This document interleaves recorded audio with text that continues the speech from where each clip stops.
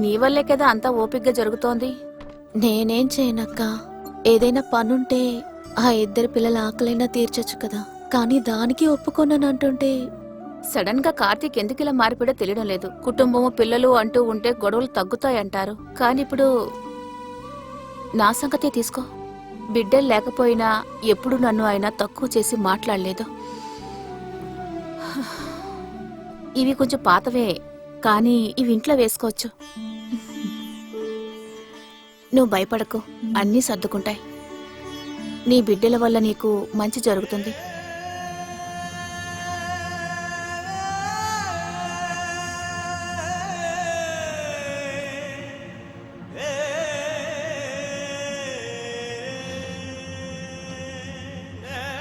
దీని గురించి ఆలోచిస్తుంటేనే చాలా బాధగా ఉంది.